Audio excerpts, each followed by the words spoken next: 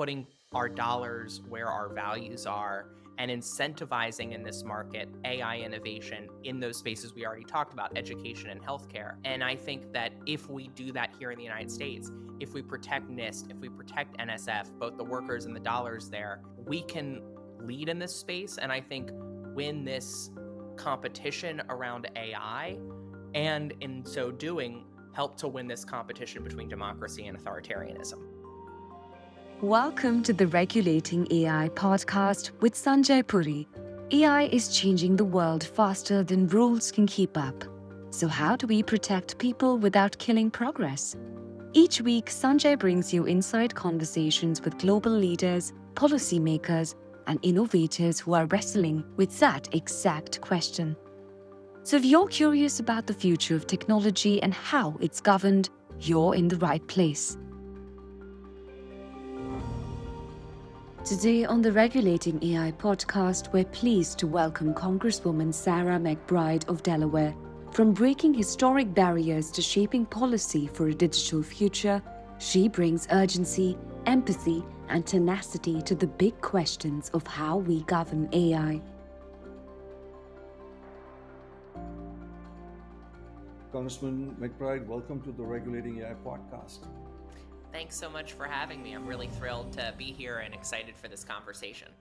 According to you, what would be the appropriate balance between this conundrum we have of innovation versus regulation? People say, hey, we don't want to hold things back because innovation, this is transformative technology.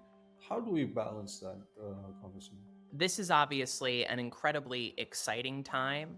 It's a pivotal time. It's a time of significant opportunity and great challenge when it comes to technological innovation and specifically AI. I believe that we have to strike the right balance, the Goldilocks solution, if you will, when it comes to guaranteeing that we've got appropriate regulation, but not so much that we stifle the US's capacity to innovate and, of course, lead in this space globally. My feeling is that the Trump administration's approach has centered corporations rather than a really human-centered approach to AI regulation. I also think that it's used inappropriately coercive efforts to stifle the innovation or the regulation we're seeing at the state level. Look, I would much rather see federal regulation than a patchwork of state regulation. But in the absence of meaningful federal human centered regulation in this space that strikes that right balance, I don't think that we should be undermining the capacity of states to meet the needs of their own constituents and guarantee that they're creating appropriate regulations that provide both protection for individuals, but also guardrails for innovators to be able to follow as they try to find a path forward. And so I think the Trump administration has sort of taken a sledgehammer to state regulations, or at least tried to take a sledgehammer to state regulation through coercive means. But I also don't think that they're approaching this in a way that is really, truly human centered. We can find that Goldilocks solution in a human centered way. And I don't think that that's what we're seeing at the federal level right now. So, Congressman, we have a lot of entrepreneurs that come on our show and they say, large companies, the big guys or the large companies can have big teams that can work with a patchwork of regulations, whether it's California, Colorado, etc. But if you're a small company trying to navigate that, then navigate the EU AI Act, etc., that becomes fairly difficult for them. So we are in that real, as you said, how do we thread that needle? Any thoughts on how do we do that? Well, I think the way we thread it is by adopting federal solutions. I think people are absolutely right to not want a patchwork of different regulations state by state, but we can't let inaction at the federal level, or frankly, in my mind, actions that benefit existing corporations, large corporations, over both individuals and smaller innovators, let that take hold at the federal level. I think we need to have a federal solution. I want Congress to be proactive in this. And I want to make sure that as we find a bipartisan path forward on AI regulation, that we're not undermining some critical regulatory safeguards and guardrails that some states have adopted. Now, if we have a federal solution, I do believe that that should preempt the patchwork of state solutions. But we're not there yet, unfortunately. I also think that we have to be writ large, regardless of this conversation around state and federal solutions, we have to be very mindful about bringing down the barriers that small businesses have, that individual innovators have in being able to participate in this really exciting space. I just had a roundtable with small businesses earlier this month in Delaware. And one of the things that I was hearing from those small businesses is they're very excited about incorporating AI into their company, but it's incredibly capital intensive for them to find safe AI. And I think we have to make sure that when we're talking about the weight of the federal government, we're bringing to bear our purse in leveling the playing field, both between innovators and potential AI consumers, between large corporations and smaller businesses, something that doesn't exist, I think, enough right now. And we're shooting ourselves in the foot when we're defunding and firing people at NSF and NIST, which historically has helped to level the playing field by bringing public dollars into play and public innovation into play, so that the really meaningful and intensive innovation isn't just happening in existing large corporations. The differences in AI policy in Congress, are there areas where you see some potential for bipartisan cooperation on AI regulation? I do. I'm proud to be on both the Foreign Affairs Committee and the Science, Space, and Technology Committee. And I think that there are real opportunities for us to work together in a bipartisan fashion on a host, both regulatory safeguards and, of course, opportunities for us to bring to bear federal, public, and private sector dollars to innovate in areas like healthcare and education. But we've also, like I said, seen really good bipartisan legislation pass already, be signed into law already around deep fakes. For instance, we've seen bipartisan opportunities around federal dollars and harnessing federal dollars. We've seen bipartisan opportunities on a whole host of different areas of innovation that I've been excited to see. I think all of us can agree that education and public education is a place where we should be capitalizing and maximizing the opportunities with AI. I think all of us agree that healthcare is a space where we should be capitalizing and maximizing on the opportunities of AI right now. How can we balance maintaining a competitive advantage in AI, but also maybe establishing international norms or working across the globe, which is again the difficult issue that is happening for us? One of the reasons why I was interested in serving on the Foreign Affairs Committee was because I believe right now globally we are seeing a struggle between authoritarianism and democracy.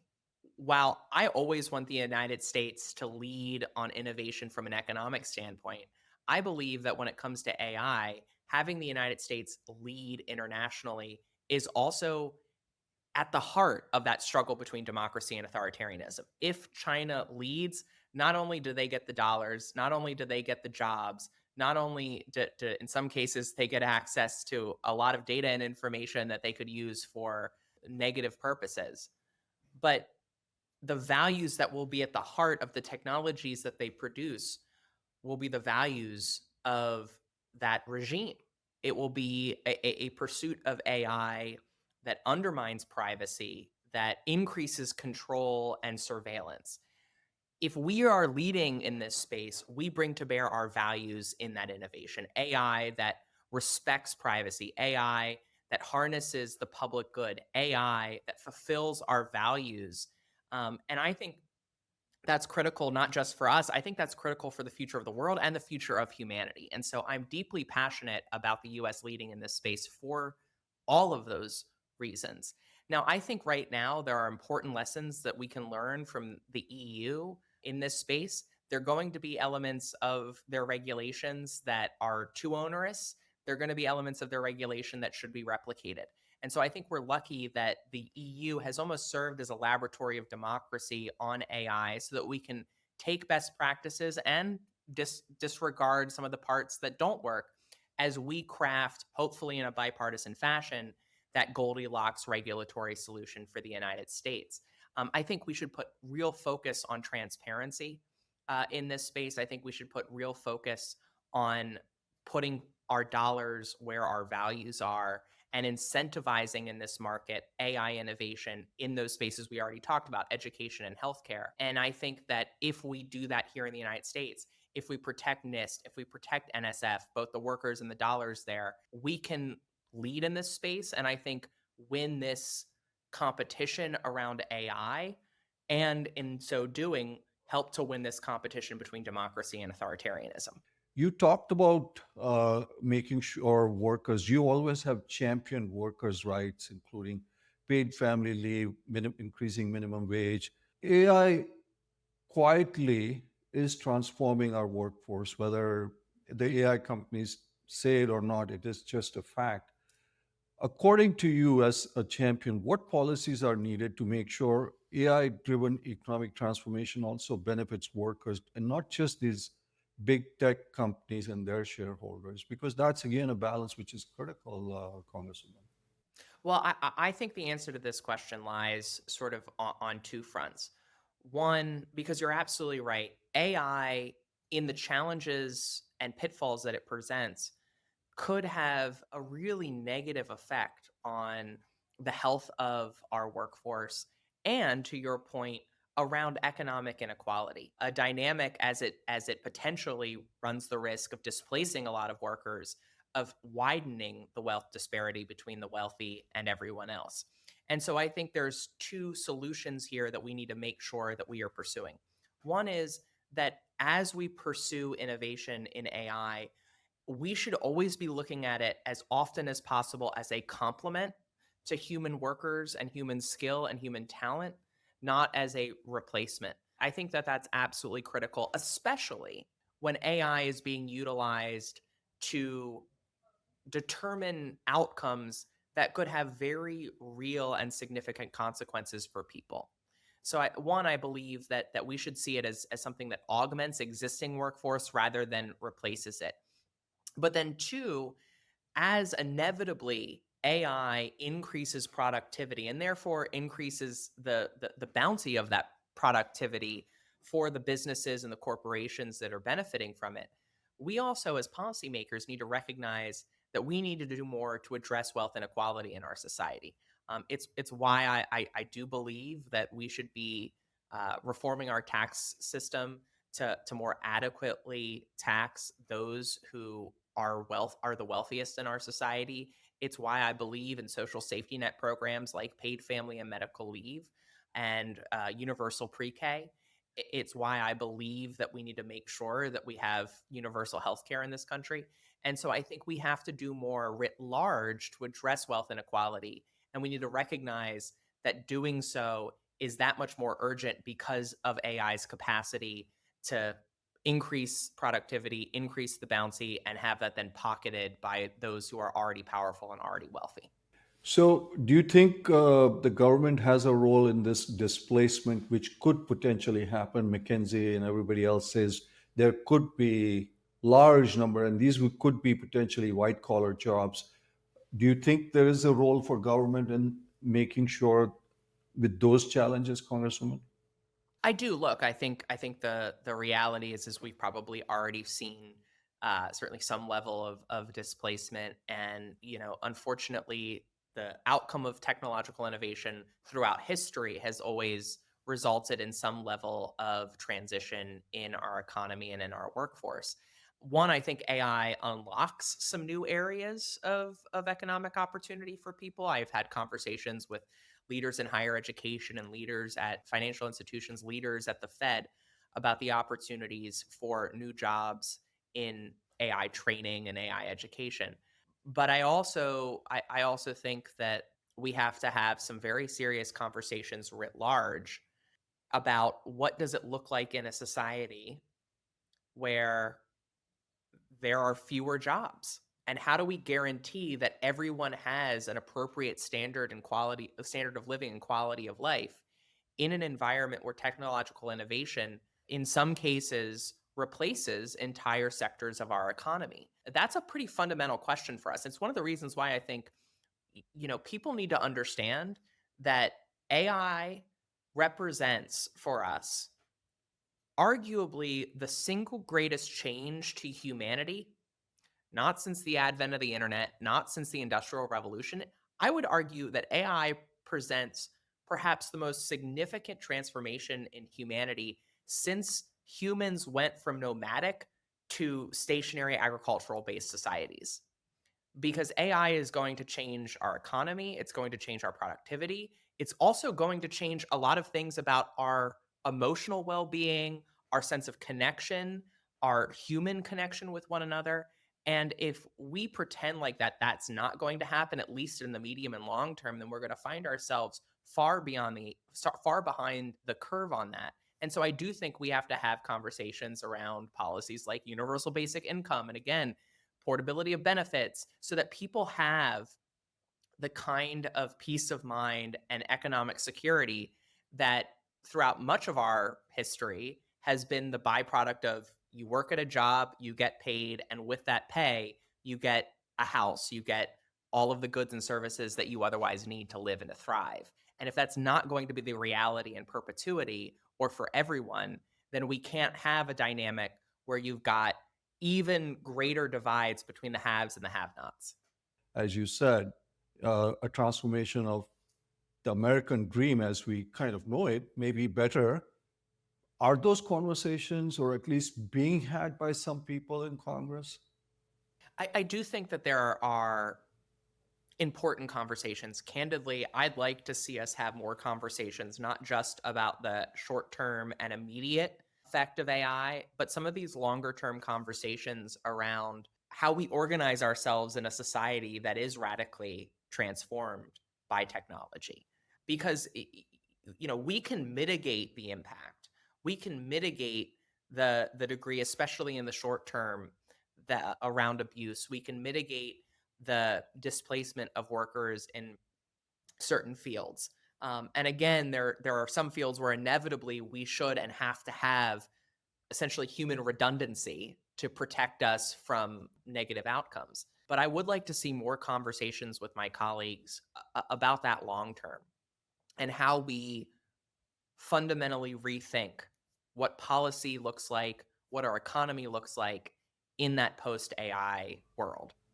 Finally, Congressman, what role do you think AI should play in delivering government services, for citizens? And are there some guardrails that are necessary? Should there be restrictions on use of AI in some areas, like criminal justice or benefits determinations or immigration decisions? Well, there's no question that anyone who's ever engaged with government has probably seen the inefficiencies and the backlogs that too often plague every part of our government. And AI really has the capacity to break those log jams, to create efficiencies, to streamline processes, to speed up decisions, to speed up processes that too often result in a unsustainable delay for our constituents who are needing to get whatever decision or whatever benefit that they need or are entitled to. But there's no question that when it comes to government services, and this is true across our economy, across our society, there are some decisions that are of such weight and significance for people in criminal justice or in benefit determinations that AI and AI alone present grave risks. We know the capacity for bias in AI that obviously exists in part because of bias, both implicit and explicit, among humans that produce it. We know the capacity for negative outcomes if there isn't a degree human interaction and human involvement in those decisions. And so I think we need to make sure we have safeguards that prevent AI only usage when it comes to decision making that has a real and tangible consequence for the American people. I know there are some thinkers who are saying, in the future, the president's just going to hand over a lot of his or her duties to AI. I hope that we as a government benefit from AI and use it throughout our government. But there are certain things that I still believe we absolutely need to make sure that we have humans making decisions around and humans involved with. And let me just say, again, with government services, one of the things that I'm really excited about in my home state of Delaware is that I think we have a really focused determination in making Delaware the kind of destination for innovators that it has been in the past and it must be in this space.